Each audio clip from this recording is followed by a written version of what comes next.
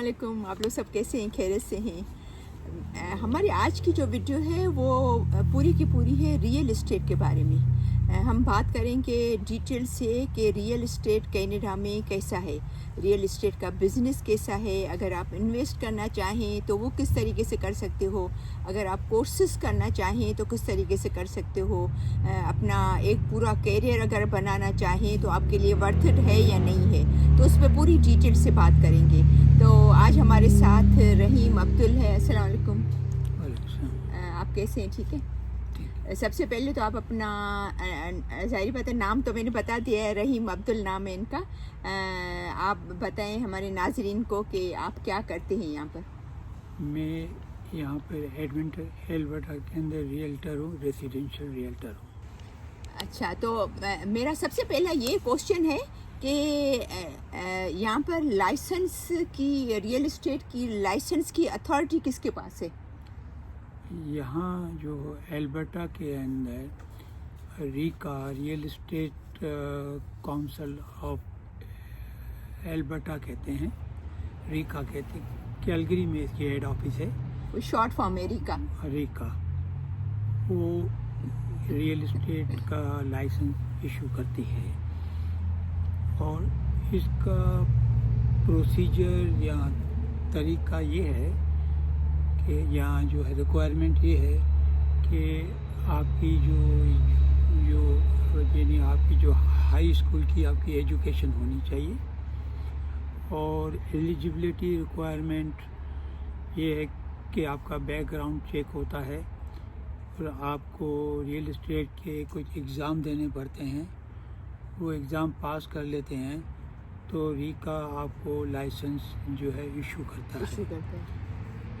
अगर आप यानी रियल इस्टेट के एग्ज़ाम की बात करें कि उसका क्या तरीक़ेकार है एग्ज़ाम का, तो मोस्टली यहाँ पे पहले एक एग्ज़ाम होता है, फंडामेंटल एग्ज़ाम कहते हैं, जो बुनियादी होता है। वो हर किसी को देना होता है, वो सबको देना होता है। फिर इसके बाद वो आप एग्ज़ाम पास कर लेते हैं तो 4 किस्म की फील्ड आपको रियल इस्टेट में मिलती हैं।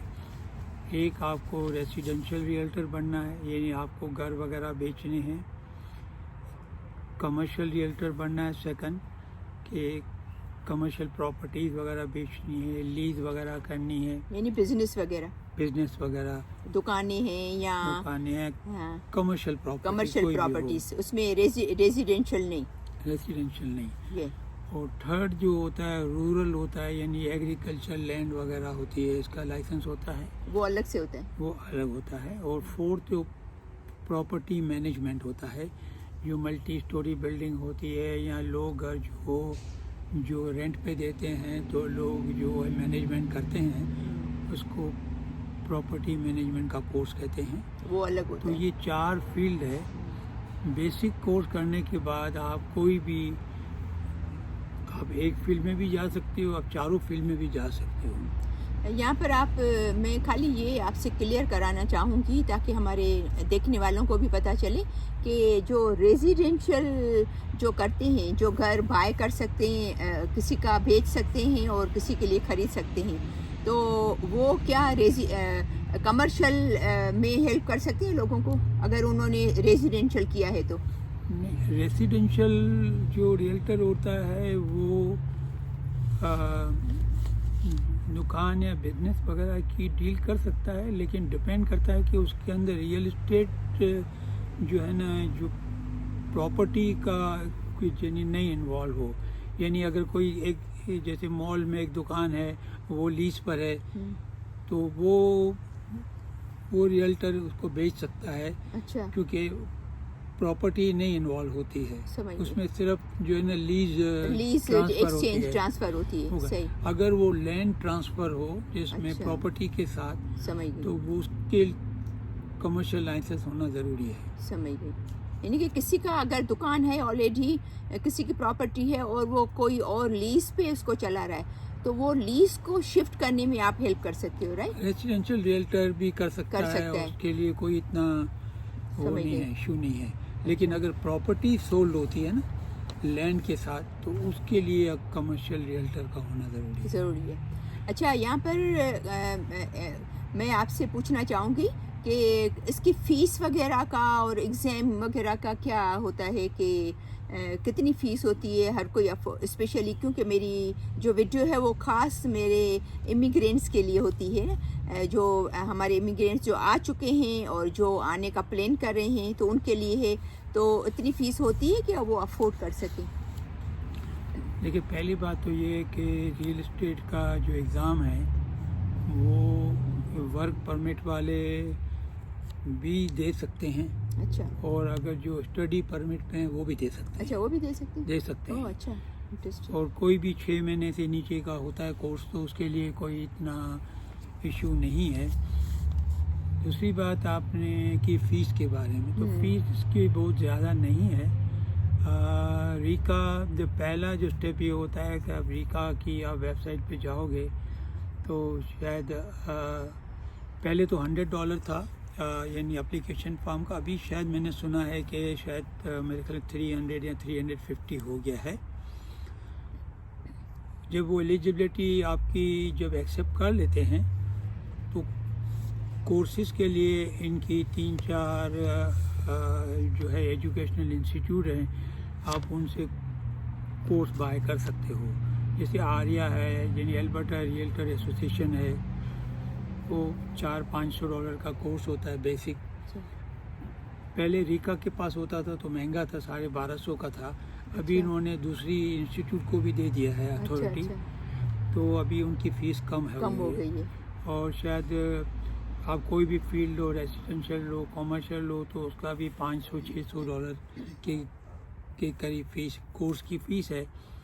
बाकी एग्ज़ाम का तो पहले $150 था, अभी मुझे नहीं पता है कि आजकल एग्ज़ाम की फ़ीस क्या है रीका की। अच्छा, तो मेरे ख्याल में बहुत ज़्यादा तो नहीं बढ़ी होगी। आपके टाइम पे कितनी थी जब आपने दिया था? तो उस वक्त 150 थी। कुछ अभी साल हो पहले की सकता बात है, 3-4 साल पहले की बात ज़्यादा, है। हाँ ज़्यादा ज़्यादा, टाइम हो गया, 4-5 साल, 4 5-6 साल, साल। हाँ। तो अभी मुझे पता नहीं है, लेकिन हो सकता है 200 होगी अभी, अच्छा अच्छा, या 150 बहुत ही ज़्यादा होगी, नहीं होगी, ज़्यादा नहीं होगी। तो और बाकी एक क्वेश्चन, जैसे एग्ज़ाम कितना मुश्किल है या हार्ड है, तो इतना मुश्किल नहीं है, इतना लंबा कोर्स भी नहीं है। आप आराम से 1-2 महीने में अपना एक कोर्स कर सकते हो, फिर 1-2 महीने के अंदर दूसरा कोर्स कर सकते हो।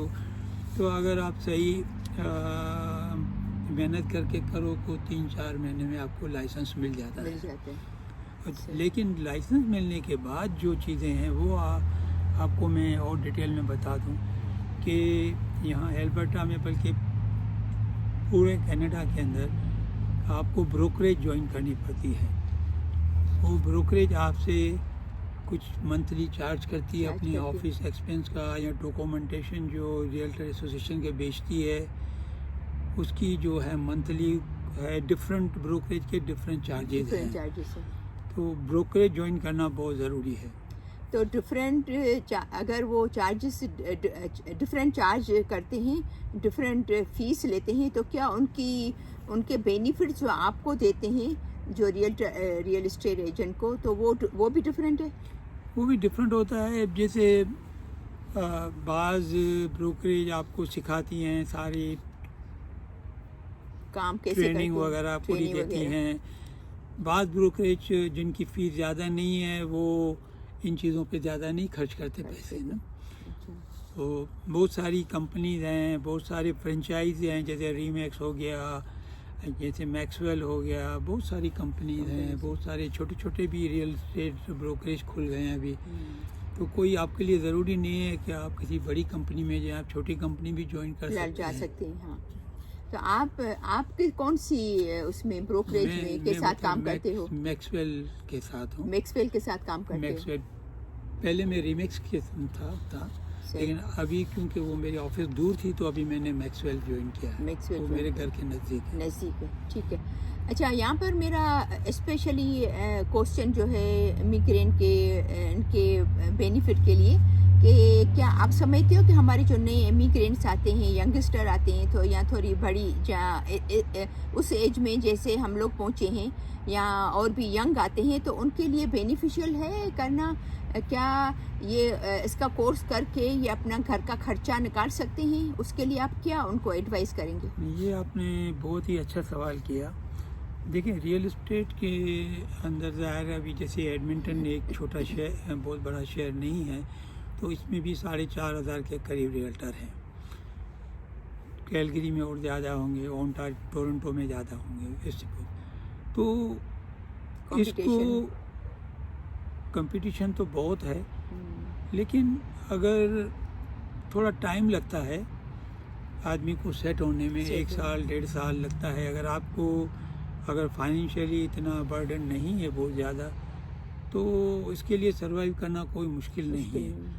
जहाँ तक आपने घर के खर्चे की बात की, तो डिपेंड करता है कि आप कितने मेहनती हैं, आप में कितने एफर्ट डालते हो, कितनी एफर्ट डालते हो, आप में कितने यानी गुर है कि आप कमा सकते हो। बाद रियल्टर जो है वो यानी 20,000 भी साल के नहीं निकालते, और बाज़ लोग जो है ना मिलियन तक भी कमा लेते हैं अगर उनमें इतने गट्स हैं या उनके मेहनत करते हैं, हार्ड वर्क करते हैं। अच्छा, ये यहाँ पर मैंने एक चीज़ नोट की कि रियल इस्टेट का जो अच्छा बिजनेस होने का, आप अच्छे पैसे बनाएं, क्या इसका ताल्लुक आपके रिलेशनशिप पे है लोगों के साथ? बिल्कुल, कि भाई आपका रिलेशन अच्छा हो तो आप ज़्यादा पैसे बनाएंगे। जितना आपका यानी नेटवर्क होगा, लोगों से ताल्लुकात होंगे, तो आप पे ट्रस्ट करेंगे। उसी पे ही आपको डिपेंड करता है कि आपको कितना बिजनेस मिलता है। सही। तो थैंक यू सो मच, आपने बहुत डिटेल से बताया। तो अभी कुछ ऐसा कोई ट्रिप या ऐसा कोई पॉइंट है जो आप हमारे स्पेशली जो यंगस्टर या इमिग्रेंट होके आते हैं उनको आप बताएं कि भाई? बिल्कुल, जैसे मेरा नाम मैंने बोला रहीम अब्दुल है, आपने बोला मेरा फ़ोन नंबर 7807092703 है। आपको रियल इस्टेट के ये बिज़नेस में जाना हो या कोई मालूमात करनी हो तो मैं आपको ज़रूर इन्फॉर्मेशन दूँगा, मैं आपको हेल्प कर सकता हूँ। और अच्छा, यहाँ पर मेरा एक और क्वेश्चन है कि अगर किसी को घर ख़रीदना है या सेल करना है तो वो तो आप हेल्प करते हैं। अगर किसी को घर उसके पास ऑलरेडी है और वो इन्वेस्टमेंट के लिए अगर ख़रीदना चाह रहे हैं तो उसके लिए भी आप हेल्प करते हो हेल्प? जैसे पहला घर जो आदमी का होता है वो तो अपना घर होता है, जहाँ रहता है। लेकिन बाद लोग इन्वेस्टमेंट के लिए सोचते हैं, फ्यूचर के लिए, पैसिव इनकम के लिए सोचते हैं, या अपने बच्चों के लिए सोचते हैं कि मेरे बच्चे फ्यूचर में अच्छी लाइफ गुजारें। तो आप एक नहीं 10 प्रॉपर्टी नहीं 20 प्रॉपर्टी भी खरीद सकते हो, डिपेंड करता है। लेकिन मोस्टली जो इन्वेस्टमेंट प्रॉपर्टी होती है वो 20% डाउन डालना पड़ता है। यानी फर्स्ट घर होता है तो गवर्नमेंट की CMHC की लोन होती है तो 5% पे भी आपको, यानी कि आप अपना फर्स्ट घर ले रहे हो तो 5% डालेंगे, तो 5% तक मिल सकता है। डिपेंड करता है, अगर आपको ज़्यादा डालना है तो आपकी मर्जी है, लेकिन कम से कम 5% आपको डालना है। और अगर आप डालना सेकंड घर इन्वेस्टमेंट के लिए लेना चाहते हो प्रॉपर्टी तो आपको कम से कम 20% डालना पड़ेगा। हाँ, मोस्टली 20% इन्वेस्टमेंट के लिए रिक्वायरमेंट होती है। सही। जैसे सपोज फॉर एग्जांपल अगर 1 लाख का घर है तो आपको 20,000 डालना पड़ेगा। अच्छा, thank you so much. I hope कि आपको ये समझ में आया होगा कि जो हमारे नए, क्योंकि मुझे कुछ लोगों ने क्वेश्चन किए थे कि रियल इस्टेट का हम यहाँ पर कर सकते हैं, अगर करें तो हमारे लिए कितना बेनिफिशियल है, क्या कितना वर्थ इट है, क्या रियल इस्टेट का करके हम अपना घर का खर्चा चला सकते हैं। तो मेरे ख्याल में इस पर आपने थोड़ा सा आप उनको डिटेल बता दें कि अगर कभी कभी ऐसा होता है कि शुरू में आपको क्लाइंट नहीं मिलता, 2 महीने 4 महीने 6 महीने, तो उसके लिए उनको क्या करना चाहिए? ये भी बहुत अच्छा सवाल किया आपने। देखें अभी मोस्टली क्या होता है, जैसे अगर हस्बैंड वाइफ हैं और अगर वाइफ की जॉब अच्छी है तो हस्बैंड अगर रियल इस्टेट में आता है तो 4-6 महीने में, या ज़्यादा से ज़्यादा बहुत ज़्यादा हुआ तो 8-10 महीने में वो सेट हो जाता है, इनकम लेवल पे आ जाता है, उनको तो क्लाइंट मिलने शुरू हो जाते हैं। क्लाइंट मिलने शुरू हो जाते हैं।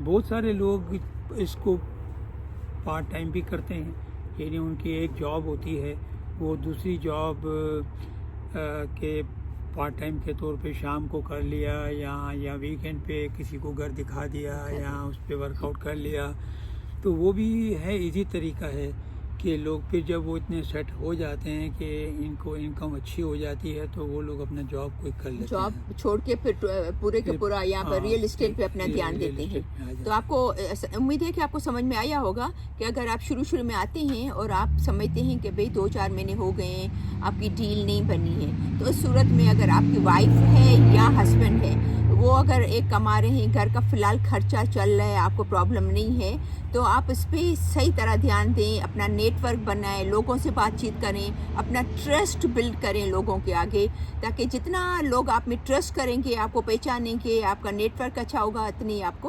क्लाइंट्स उस हिसाब से अच्छे मिलते हैं। सही है ना? तो थैंक यू सो मच, और मुझे उम्मीद है कि आपको ये वीडियो पसंद आई होगी। तो फिर इंशाल्लाह मिलते हैं फिर नेक्स्ट वीडियो में।